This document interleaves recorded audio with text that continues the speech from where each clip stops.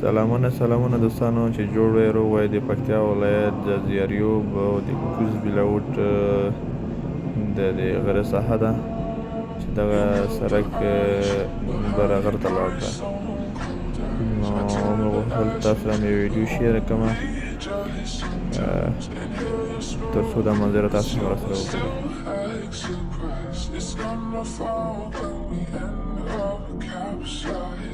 وګورئ.